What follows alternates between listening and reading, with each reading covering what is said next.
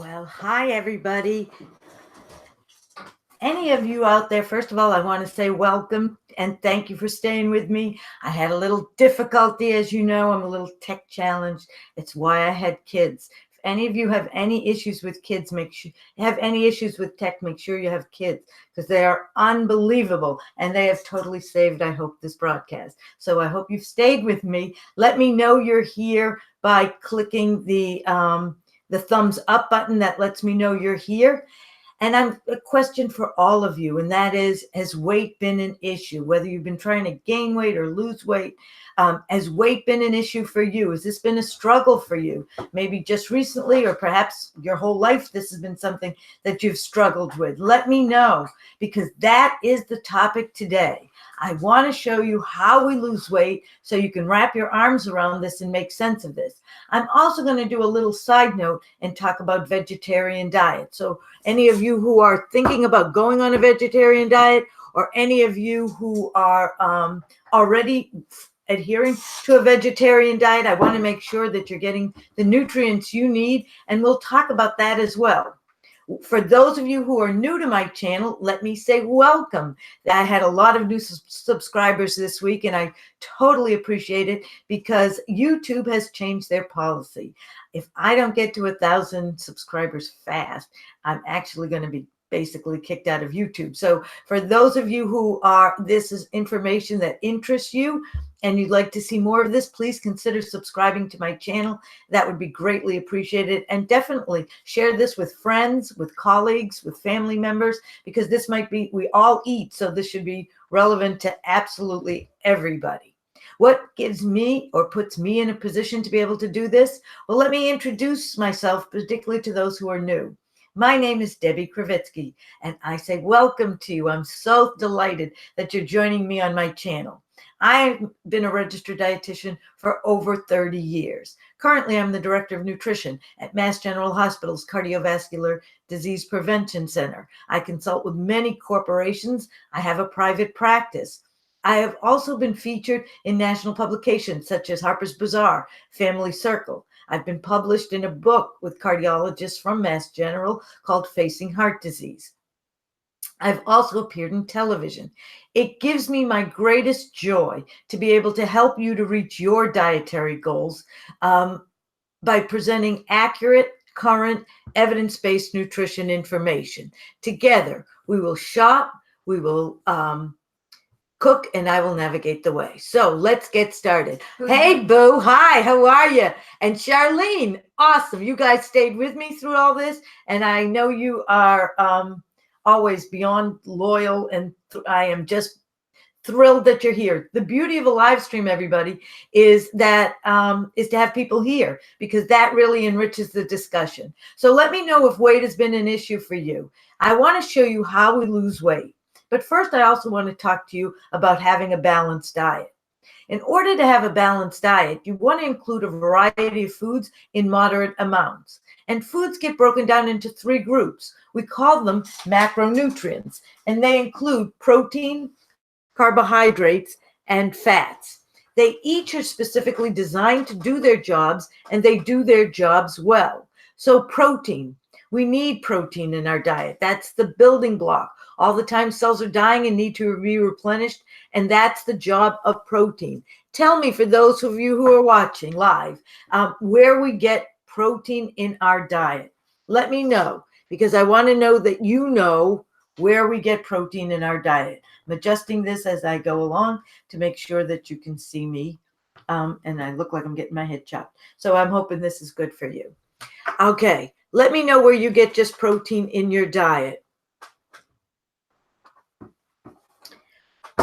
If you said fish and chicken, eggs, turkey, meats, cheese, and tofu, you would be totally correct. Proteins give us 4 calories per gram. I'm going to tell you in a minute why I'm telling you that. Now, some people, when it comes to protein, they might be saying legumes, beans, and you'd be correct, except for that you would also be missing a piece. And that is, when we eat something from animal origin, fish or chicken or turkey, we get what's called a complete protein. It consists of 22 individual units or building blocks called amino acids. Of the 22, 9 of them are essential, meaning your body can't make them. You need to go get them from food. When you eat something of plant or vegetable origin, like a legume, you may get 5 of the 9. The trick is to find something that gives you the remaining 4. You don't need to eat them both at the same time. But if you have a busy life, or if your mind is like mine and you're going in 40 different directions at one time, sometimes it's just easier to do it at the same time and to just check that box. I'm going to show you the easiest way I know to complement a protein, to get you all 9 at the same time. If this is something that interests you, let me know, and I will post it on my Dietitian with a Dietitian Facebook page. But let me know if this is something that interests you. So here we go. To complement a protein, whole grains. Whole grains, we get whole grains from whole grain breads and cereals and crackers. You'll know it's a whole grain if you look for the word whole. Take a look at my video on carbohydrates, on fiber and whole grains, and you'll get a more in-depth discussion of whole grains. Other foods that are considered whole grain, even though they don't have the word whole, think about if you like these. Oatmeal. Do you like brown rice? Do you like popcorn? Whole corn is a whole grain. And quinoa, teff, any of the ancient grains, they are considered to be whole grains. There are 3 parts to a whole grain kernel. You need all 3 together to be the whole grain. When I as long as I have circles with lines that connect, I'm going to form a complete protein. So if I have a whole grain cracker and I have dairy, such as a yogurt, I formed a complete protein. If I have a whole grain cracker and I combine it with a legume, we get legumes from beans. We also get legumes from peanuts. So peanuts are not actually nuts. They're a legume. So if I put peanut butter on my whole wheat toast or whole wheat cracker, then I got a complete protein.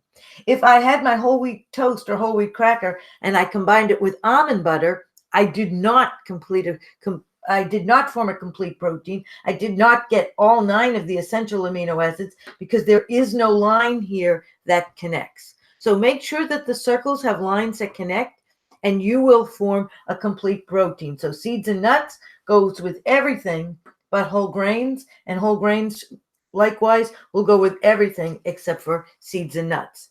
Now, any of you out there following a vegetarian diet, let me know by writing that in your comment box, or maybe putting a thumbs up. Let me know.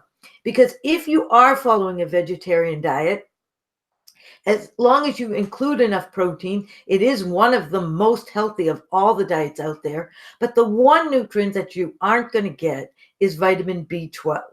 B12 is found in protein foods basically of animal origin. So chicken and meat and eggs and cheese, dairy. But if you're not including these foods, then you're not going to get B12. So for you, you need to have a supplement. How much do you need? Well, if you're a teenager, then you need 10 micrograms. If you're up to the age of 50, then you need 100. If you're 50 to 75 years of age, you need 250 micrograms. And if you're older than 75, you need 500 micrograms. Maybe you go to the store, however. This happened to me. Let me know if it happened to you. And I was at a Whole Foods, and I only saw a 500 microgram tablet of B12.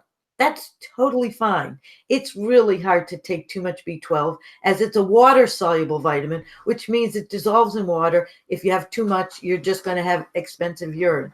Let me know if you know what I mean by that. So make sure that if you do follow a vegetarian diet, that you include a complementary protein throughout the day. And it's up to you whether you do it at the same time or not, as long as you get an adequate intake of protein. And make sure you take a B12 supplement, because that you're not getting from your diet. The reason why I'm going to erase this right now, if anybody wants it, make sure that you come back to me. You can write me a comment and I will send you this form. Or if you'd like me to post it on my Facebook page, I'm certainly happy to do that. But for right now, I'm going to erase that and let me know if that's all right with you guys. I'm going to assume it is. Okay, here we go. I'm going to erase this. Now, we were talking about macronutrients, and I think it's very important to understand how we lose weight because this will let you wrap your arms around it. Many people start a weight loss program right away, and they want to see fast results. Many people are following that ketogenic diet. Let me know if you've heard of that, because you get very fast, rapid weight loss with that kind of a diet. We can talk about that diet if you'd like, let me know. But let me show you first how we lose weight, because this will let you wrap your arms around this as you're going through this process. Basically, it's a calorie game. I'm sure you've heard that a million times. If you take in more calories than you burn, what will happen to your weight? Absolutely right. If you take in more calories than you burn, your weight is going to go up. So excuse my back for a minute because I want to show you the energy equation so you can know how we lose weight. And as you're going through this, and maybe you're getting a little frustrated, maybe you're not getting the results that you were looking for, this will help you to have a better understanding of what's going on. Okay, here we go. Let me know if you can see my board. It's a calories in minus calories out. And that's your weight. If you take in more calories than you burn, your weight's going to go up. And the opposite's true. But it's not quite so simple. It's not a linear relationship. So let me show you. Calories in comes from the food that we eat. That's how we get calories in us, and also beverage. So food and drink. That's how we get calories in us. Calories out. This is influenced by a couple of things. I don't know about you, but as I'm getting older, I don't get away with half as much as I did when I was younger, because as we age, our metabolic dial slows down. So this is metabolism. Metabolism is the calories required at rest for your heart to pump, your lungs to function, and so on. And it's not a stagnant number. It's always going to change. So it's influenced by your age. As I said, as we get older, your metabolic dial, that rate at which you're burning calories, is going to slow down. That's wrong on every level. But here, it really goes wrong. Gender. As we age, men have more testosterone. That means they make more muscle. A pound of muscle at rest burns 2 to 3 times more calories than a pound of fat. So by virtue of the fact that men have more muscle, they rev at a higher rate than we do. They lose weight easier than we do. So if you know somebody who has a lot of muscle, who's a guy, and you're a woman and you're going to start a weight loss program with them, don't compete. They're going to have a little advantage. What about intermittent fasting? That is a great question, Jay. Okay, I'm going to talk to you about that in just a minute. Let me just go through this first, and then we're going to talk about intermittent fasting because it's very relevant. It's a hot button topic, and there's some great studies that support it. So I'm so thrilled you asked, and just let me go through this first. Genetics. You inherited a certain metabolic. So we all lose about 1/4 of a pound of muscle every year. If you don't want to eat like a pigeon, make sure you include strength training as an integral part of your exercise regime. When I find that I'm at a point where the scale just isn't budging, if I add some strength training, it's incredible what a difference it makes. Let me know if you've done that. Can you accept me on Facebook? Absolutely, I will, Charlene, if I thought I had, but as you know, this is not my area, but my Kramer person here, who's my daughter, who's amazing, she's going to help me out with that. She just gave me the thumbs up. So I will definitely accept you on Facebook. I know you sent me a friend request, and so I thought I had accepted it, but I will definitely do that. But you also, your metabolic dial is inherited in large part. So at least you know who to thank. Here we go. calories out. So not only metabolic rate, but also what you do to get through the day. And part of this is formal exercise. People say to me, oh, I exercise. I walk my dog. That's what we call activities of daily living. That is just what you do to get through your day. And you want an active lifestyle, but you want to combine that active lifestyle with formal exercise. Formal exercise requires intensity. Intensity counts. So intensity is speed times incline. You go to the gym, you get on a treadmill, you dial up the speed, you dial up the incline, you're dialing up the intensity. You're getting your heart rate up. That's exactly what you want. I don't know if any of you have been to a gym, let me know, where you see a guy reading the paper as he's pedaling on a bicycle. But he's really, it's better than if he was standing still. But this is not what formal exercise is about. Formal exercise is about intensity within a safe heart rate. You need to get that metabolic engine revving, and you want to burn fat, because the more fat you have on you, the less you need to really eat. That's storage. So get rid of the fat to reduce risk for all chronic disease, and include strength training to rev your metabolic rate. So let me show you how we lose weight so you can understand what's going on perhaps with you. Say you took in, and I'm going to just make this up, 2,000 calories.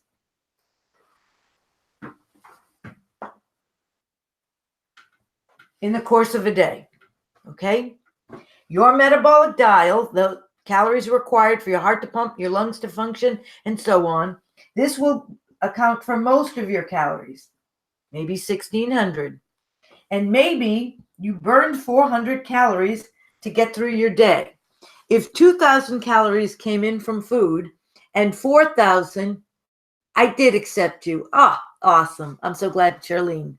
If 2,000 calories came in from food and 2,000 calories come out through both what your metabolic dial burns and also through what your activities, then your weight stays steady, because 2,000 in, 2,000 out, even. Say you then say, it's the night. I'm eating too much at night. I'm pretty good during the day, but at night, I'm eating too much. I don't want to, but I really want to lose weight, so I'm going to cut it. And you do. You cut that nighttime snacking. So you go from 2,000 calories and you go down to 1,700.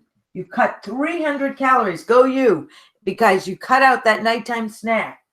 Well, this metabolic dial of yours, it's adjustable, so your body can survive. As technologies change, we're wired like cavemen. To a caveman who all of a sudden gets 300 calories less in the course of a day, that's like saying, whoa, things aren't plentiful here anymore. So your metabolic dial, that rate at which you're burning calories, it's adjustable. So you can survive what your body is interpreting to be a sign of semi-starvation or famine. So your metabolic dial will say, I don't need 1,600 calories to get by. I'm totally fine on 1,300 calories. It slows down. It adjusts. That's unfair. So now what happens? 17 in and now 17 out, and not a gosh darn thing happens. And you say, you know something? My metabolism, it's all screwed up. My body, it's weird. I gave up that nighttime snack. Not even an ounce did I lose. Forget about it. I missed that nighttime snack.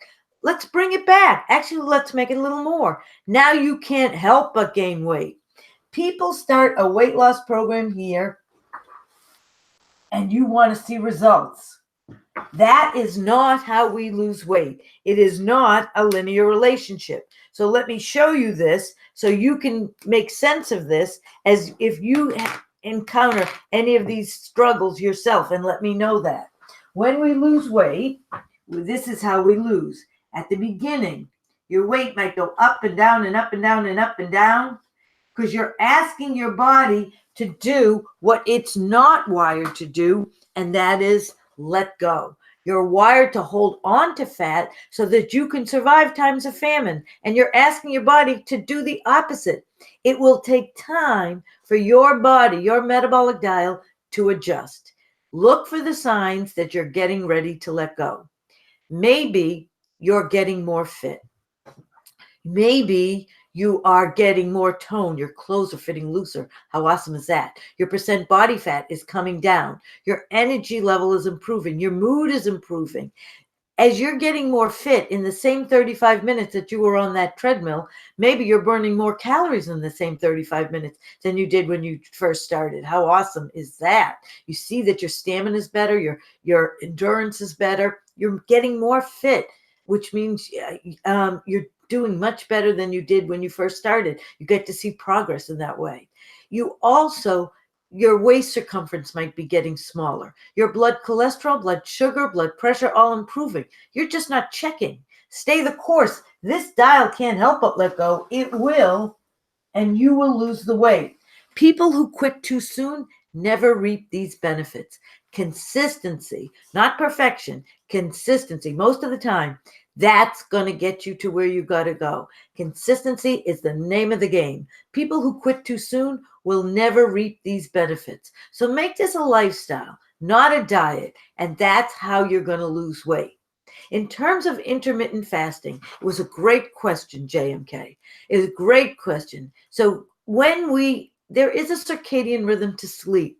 When it gets dark, there are times when you're sleeping, when you're in a deep sleep, and there are times when you're in a lighter sleep. There is a circadian rhythm to metabolism, which means when it gets dark out, which luckily now I see it's 20 of 8 here in the Boston area, and it is just now getting to be a little dusk, which is great, which means it's probably going to be dark in about 10 minutes or so, around quarter of 8, 10 of 8. That's when my body will, and all of us, will go into sleep mode, which means your metabolic dial, that rate at which you burn calories, it will slow down. It will go into sleep mode. So if you eat a lot at night, it's really hard to manage weight. You want to eat breakfast like a queen or king, lunch like a prince or princess, and dinner like a pauper. In terms of intermittent fasting, if you go during the day without eating, your body is going to think that you're in your semi-starvation mode, and your metabolic dial will slow down because it will want to survive what it thinks is a time of starvation. You want to make sure that you eat, because you need to eat to lose. There are great studies that support intermittent fasting, but I'll tell you how I would do it. Intermittent fasting means that you would go 10 to 12 hours without eating. And I would do that by not eating at night when you would have been sleeping for most of this anyway. So stop eating around 7 or 8 o'clock, and then don't eat until 8 or 9 the next day. It's an easier way to do it. And let me know if you do it, what kind of results you see, any kind of changes that you might have. It's really fascinating how we lose weight. Let me also tell you that you're going to have to always readjust and be an active participant in this, which means if you start a weight loss program at a certain weight, that's a certain body mass, and it requires a certain number of calories to maintain. It requires fewer calories to create the deficit to promote the weight loss. Now you lose some weight. Go you. I mean, nothing feels better. So you lose weight, which means you have less of a body weight or less of a body mass. That now requires even fewer calories to maintain and even fewer to create the deficit to promote the weight loss, which means you're going to have to readjust. So either you exercise a little longer, you're able to burn more calories in the same time that you were doing it before, you switch up your routine, your exercise routine, or you learn how to eat more for less. And to do that, I suggest you look at my video on how to eat more for less, because that will give you the tools that you need in order to reach your dietary goals. In terms of going low and slow and having patience, remember, you need sustainable lifetime habits. This isn't a quick fix. You didn't get here overnight, and so it's going to take time. Slow and steady wins this race. When we look at the show, The Biggest Loser, let me know if you guys have seen that show or if you watch that show. Hi, Charlene. I keep seeing all these people on keto, and they're getting thinner by the minute. Oh, it's a great question, Charlene. Let's talk about that in just a sec. But first, The Biggest Loser. The Biggest Loser, they took these morbidly obese individuals and they brought them to this sort of camp, and they gave them intense exercise and an intense diet. They lost weight they lost a lot of weight in a very short amount of time, which means that their metabolic diet, that rate at which they were burning calories, did not have the chance to readjust. At the end of the show, turn the cameras off. Now we go visit these people a year later, and these poor people, very few of them reached their weight goal. So many of them had tremendous weight still left to lose. But now their metabolic diet, that rate at which they were burning calories, was going so slowly that they really are left to have to eat hardly anything in order to get there. They left them in a very tough spot. So I want you to go low and slow and make sure you have habits that are sustainable. Let's now then turn to the keto diet. The ketogenic diet, it's a high protein diet. I'm going to show you how it works. And if you were to ask me, what would I say is probably one of the worst diets out there?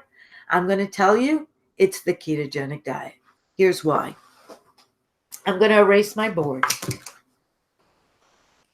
For those of you who aren't familiar with me, I'm a visual learner, which means I have to see it in order to get it. I hope that helps you because that's what I'm going to do. Here we go. A ketogenic diet. Let me show you how it works. It's a high protein diet, and it means you're going to cut out some food groups in order to promote weight loss and to put you in what we call is a state of ketosis. So let me show you what that means and how this diet works and what are the pros and what are the cons. Okay, here we go. Remember at the top of this broadcast, of this live stream, I told you that foods get broken down into 3 groups called macronutrients. Macro because we need them in large amounts. Well, here they are right here. Let me know if you can see my board. Protein,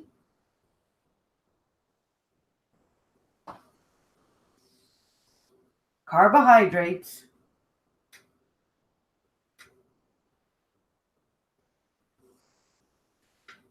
and fats.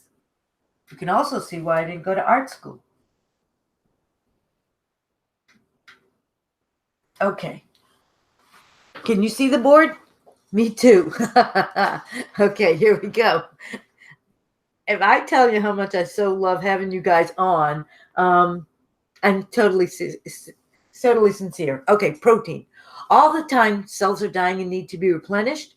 That's the job of protein. As I said before, we get these proteins from fish and chicken and turkey and eggs and tofu, lean meats, cheese. Carbohydrates, the cheapest source of fuel we have, the preferred source of fuel for all your organs, the only source of fuel that your brain will use. Where do we get carbs? From breads and pastas. I'm going to guess you know this. From breads, from pastas, from crackers, from cereals. And people don't think of this, but carbohydrates are also fruit and vegetables are carbohydrates. So it's a huge group. Fats. We need fat in our diet. I'm sure you're happy to hear that. We need fat for thermal insulation and protection, for transport and absorption of fat-soluble vitamins. 2 kinds of vitamins. Those that dissolve in fat, those that dissolve in water. The fat-soluble vitamins, which are vitamins A, D, E, and K, they need you to eat fat so they can be digested, absorbed, and utilized by the body. I don't know about you, but fat certainly makes my food taste better, and it helps keep me feeling full longer. So where do we get fats in our diet? From butter, from margarines, from nuts. And if nuts are fats, nut butters are fats. From mayonnaise, from gravy, from all oils, from seeds. It's a big group. Salad dressings, gravy, these are fats. Now, These are very specifically designed to do those jobs that we just mentioned, and they do their jobs well. Now, when you go on a ketogenic diet or a high protein diet, you will severely cut out or limit one group. In this group case, we're limiting the carbohydrate. Oopsie, excuse me. That's the beauty of a live stream. Somebody said they love when I do these kinds of things because it shows how organic this is. And that's exactly right.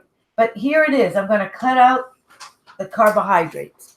When I do that, the job that these carbohydrates did still needs to get done. So these two, the protein and the fats, they already have, no pun intended, full plates. But yet your body isn't going to let itself compromise itself in any way. And so they reluctantly will pick up the slack.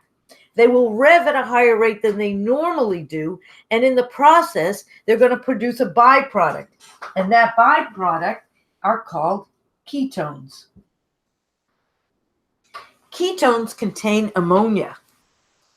Ammonia is toxic. Your body isn't going to let itself poison itself. So you're going to put tremendous stress on your kidneys to flush these ketones out. That's going to increase your risk for renal or kidney disease. I don't know about you, but already this isn't sounding so good. When somebody is truly in a state of ketosis, they smell. Ammonia smells, and you can't wash it off because this is internal. Your body's going to do everything it can to get rid of it. You're going to exhale it through your breath. You're going to sweat it out through your skin. You can't shower this off. This is internal, and you stink. Make sure if you're on a keto, you are in a state of ketosis, you're with other people who are also in a state of ketosis, so that you won't bother anybody. You will also change the pH of your blood. You'll make it more acidic, which means you're going to hold on to sodium. You're going to let go of potassium. So that's the exact opposite thing that you're looking for. That's going to raise your blood pressure. It's going to increase your risk for heart disease. The minute you decide that you just need that crunch, you can't do this anymore. All these foods are kind of soft. If you add it very quickly, you're going to rehydrate. The reason why you see the weight loss is because you're flushing these ketones out. So the numbers on the scale, they go down fast and you're out of your mind with joy. But it's really a lot of liquid. And then eventually it will be some fat and some muscle as well. That's not what you're looking for. The minute you say, I need that crunch, you rehydrate and you can't physiologically keep that weight off. So you've increased your risk for heart disease, you've increased your risk for renal or kidney disease, and I can tell you that I have many, not just a few, many patients who've had heart attacks after having gone on the ketogenic diet. If you ask these people, if they knew now what they didn't know then, would they still go on that diet? No. Do yourself a favor. Include a balanced diet in moderate amounts. Know that it will take time because you want to not only get the weight off, but you want to keep that weight off. You will also want to be healthy. You want to give yourself, look on that video on microbiome. When you include a lot of saturated fats from meats, whether they're lean or not, whether it's fish or not, you will negatively impact your microbiome. Look at the live stream that we did 2 weeks ago on microbiome, and that will let you know what I'm talking about, because you're not being a good host when you go on the ketogenic diet. You will negatively impact your microbiome, and that will impact your risk for all chronic disease. Let me know, Charlene, was that helpful for you? Did that make sense? So even though you're seeing all these people who are getting thinner by the minute, let's visit them in a little while and see if they, A, kept it off, and B, if they've had to suffer any consequences, particularly heart disease or kidney disease as a result of this diet. It'd be very interesting to see. And is it worth the risk? That's for you guys to answer. But let me know what you think. Charlene, let me know if you're here. Let me know if that was helpful for you for the ketogenic diet, because it was a great thing. Hi, James. How are you? Aren't all those high protein diets the same? Yes. And what's interesting, you mentioned Atkins, is that, and I'm so happy you're here, that Atkins, when they did an autopsy of Dr. Atkins, when after he died, every single artery was clogged to the nines. And I'm so glad, Charlene, it did, and I'll continue to do it my way. So I love that. So not really my way, but a healthy way. So I'm happy about that. So because Charlene and James and all of you, I want to keep you all healthy. And Boo, you too. That includes you. If you're still here, let me know.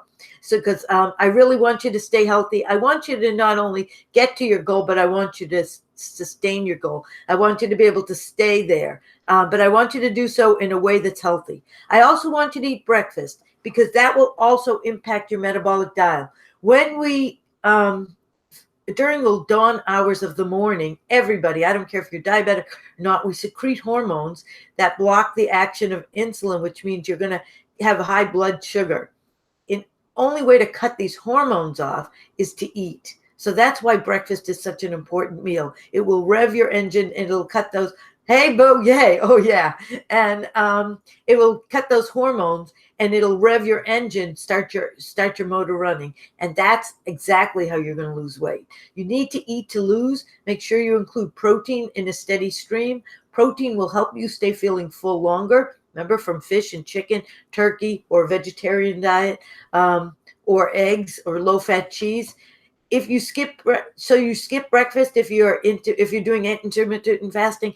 No, it's a great question and it's a misconception by many.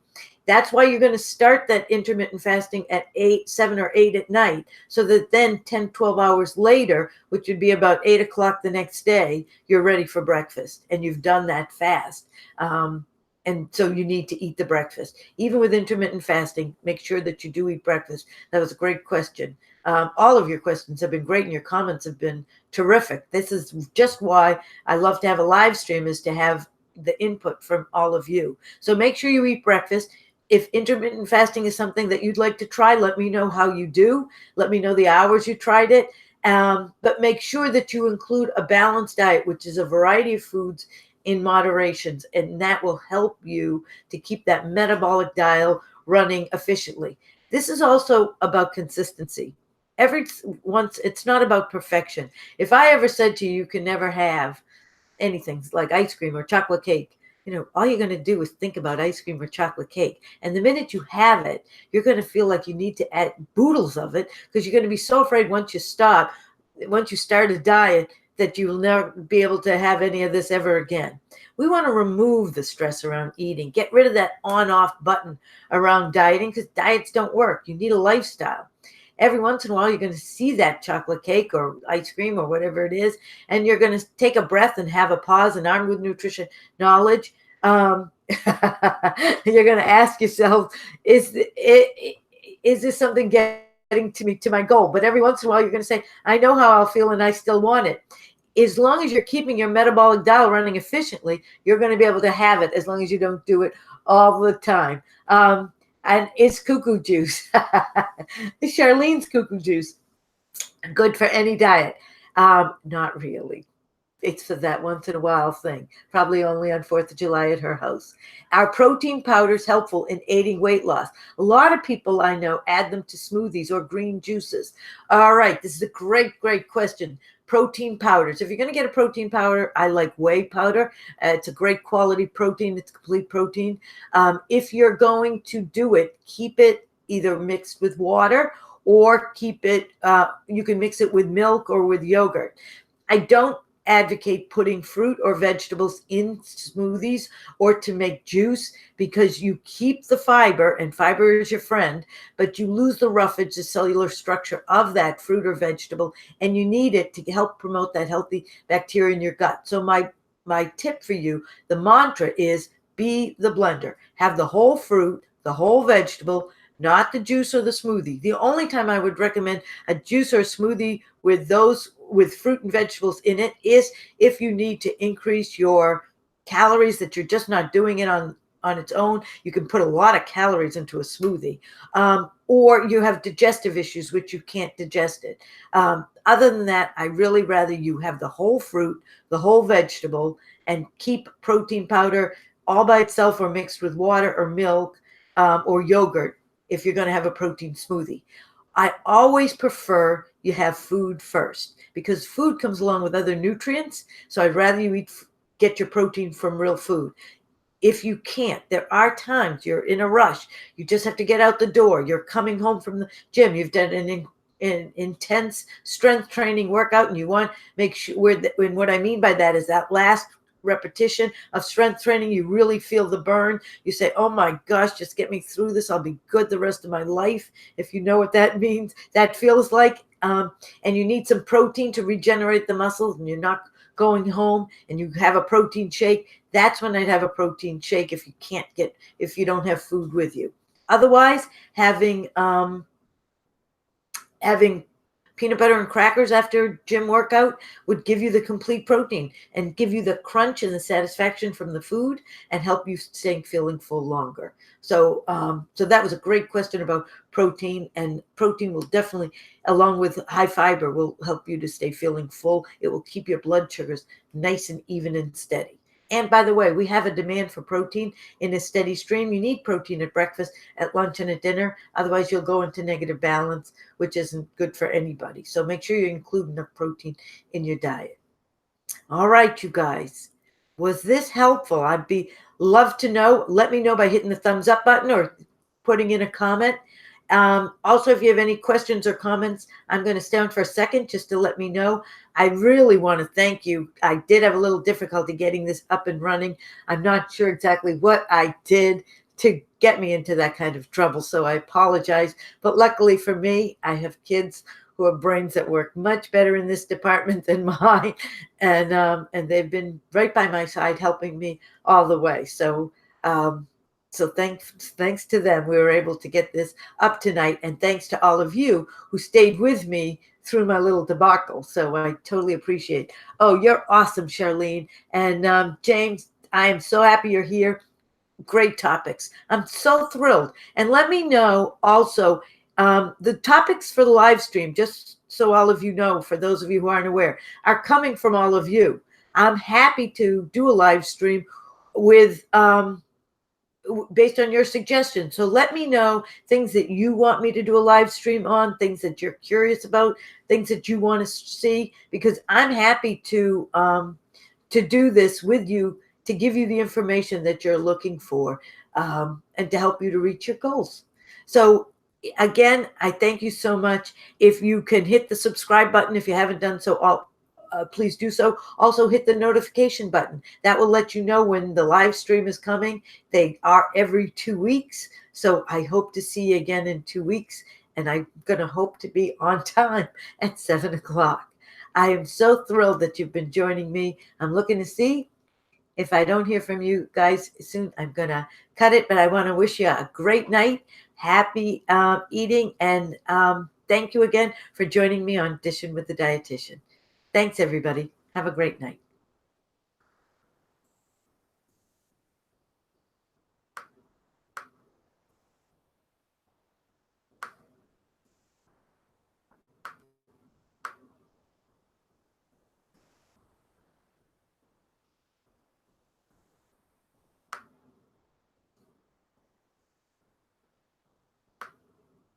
Hi, everybody. How are you? As you know, I'm figuring out, and I think I had this little difficulty last time. I'm happy to have you join me, and let me try to figure out how to say goodnight. Nope.